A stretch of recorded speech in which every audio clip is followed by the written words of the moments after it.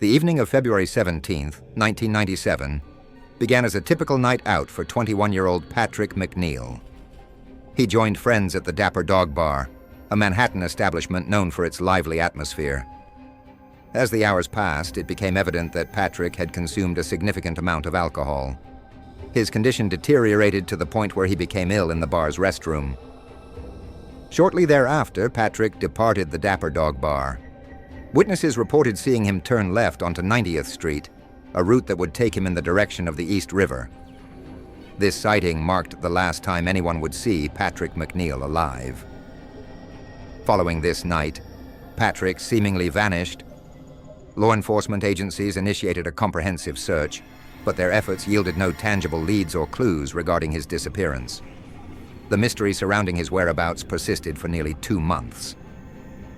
Then on April 7, 1997, the grim discovery was made. Patrick's body was recovered from the waters of the East River. 50 days had elapsed since he was last seen.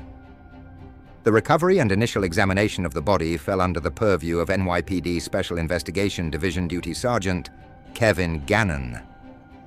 Gannon was a seasoned detective, a veteran of the force with years of experience. He had encountered a wide spectrum of crime scenes and unusual circumstances throughout his career. However, the details surrounding Patrick McNeil's death struck him as profoundly unsettling. The more he delved into the specifics of the case, the more anomalies he uncovered, leading him to suspect that the official narrative might be incomplete or even incorrect. One of the most perplexing aspects of the case, in Gannon's view, was the condition of Patrick's body. Gannon's experience suggested that after 50 days in the East River, a body would exhibit a significantly greater degree of decomposition. Yet, Patrick's remains did not align with this expectation. Furthermore, Gannon observed burn marks on the body, an unusual finding that hinted at the possibility that Patrick had been physically restrained at some point prior to his death. These details, considered together, raised serious questions about the circumstances leading to Patrick's demise. Gannon felt instinctively that something was amiss. Despite Gannon's reservations and his growing unease, the official investigation, hampered by a lack of concrete evidence pointing to foul play, ultimately concluded that Patrick McNeil's death was accidental. This ruling, however, did little to quell Gannon's disquiet. The inconsistencies he had noted continued to trouble him, lingering in his thoughts for the next year. Then in February of 1998, Gannon encountered another case that reignited his suspicions and provided a chilling sense of déjà vu. On February 13, 1998, another body was discovered in the same stretch of the East River where Patrick McNeil's body had been found. The deceased was identified as 22-year-old Lawrence R. Andrews. Andrews had disappeared on New Year's Eve after celebrating the arrival of the new year with friends in the bustling environment of Times Square. As Gannon began to investigate the Andrews case, he was struck by the unsettling parallels between it and the McNeil case. The two bodies had been found within close proximity to each other, a geographical coincidence that Gannon found difficult to dismiss.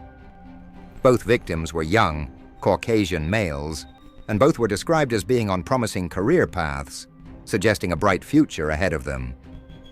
Both men had vanished without a trace from one of the most densely populated and heavily trafficked cities in the world, a vanishing act that defied easy explanation. Perhaps most significantly, Gannon observed the same anomalies in Andrews' case that he had noted in McNeil's. The condition of the body was inconsistent with the expected level of decomposition, given the length of time it had been in the water. And as in McNeil's case, there were indications of possible restraint, evidenced by burn marks on the body.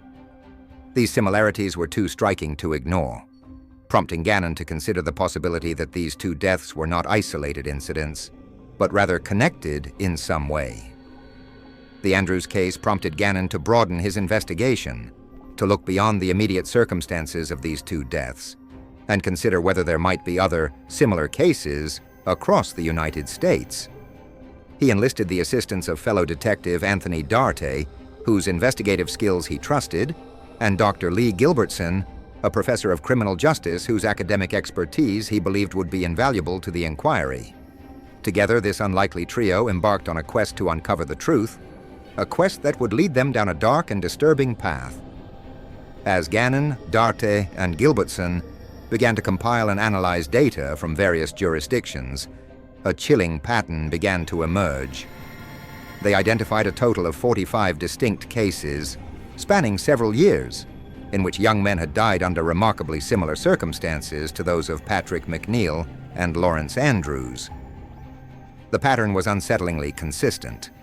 The young men, typically after an evening of socializing and consuming alcohol, would become unusually intoxicated, disappear shortly thereafter, and be found deceased in a body of water.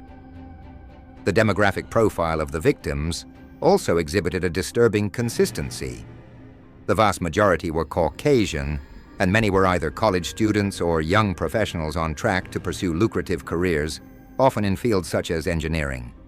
This suggested that they were intelligent, ambitious, and had a great deal to look forward to in their lives. Their deaths, therefore, seemed particularly senseless and tragic. However, the most disturbing element of the pattern was the discovery of graffiti near the locations where the bodies of at least a dozen of the victims had been found. This graffiti took the form of a simple, yet unsettling image, a smiley face. This seemingly innocuous symbol, repeated with chilling regularity, became a key element in the investigators' emerging theory. Based on their findings, Gannon, Darte, and Gilbertson developed what became known as the smiley face murder theory. This theory posited that the 45 deaths they had identified, and potentially many others that had occurred between the 1990s and the 2000s, were not accidental drownings, as they had been officially classified. Instead, the investigators believed that these deaths were the result of deliberate homicides, committed either by a single, highly organized and deranged individual, or by a group of serial killers operating in a coordinated fashion.